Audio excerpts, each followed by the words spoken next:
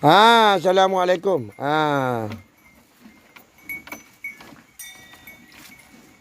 Blacky sekarang ni dalam rawatan. Rawatan untuk rawatan sakit gila Darwis ni kita pindah kepada Blacky dulu. Kita buat apa benda? Topografi. Sistem topografi. Macam mana ni punya istilah ni, aku pun sendiri pun tak faham. Kenapa kau nak kena pindahkan aku punya aset-aset yang ada dekat situ? Ada kaitan dengan kehidupan kumpulan gila kau, Dapi ni. Jadi Nizam. Aku nak tanya kau ni, Darwis. Kau ada tak terlibat dalam campur aku gitu? Daripada tingkat 8. Dekat Wisma Pak Seri Pahang gitu. Kau balik daripada Temuduga Askor tu. Pengambilan tentera darat tu. Brother. Darwis.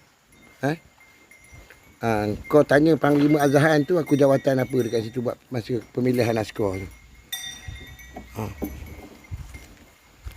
Aku ni pernah pergi tak tempat yang polis pergi Sudan tu.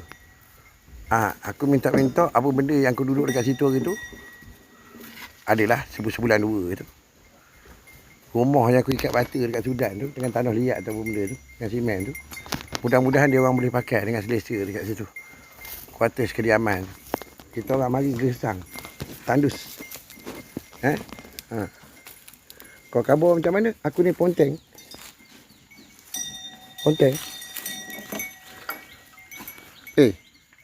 Macam mana Mak Darwis cakap macam mana? Mak Darwis cakap. Saya nak minta SPRN siasat Muhammad Darwis ni. Okey? Itu pergerakan yang paling penting. Formasi yang paling penting sekarang ni, arahan untuk formasi yang kita duk buat kolek formasi tu, nak minta tu.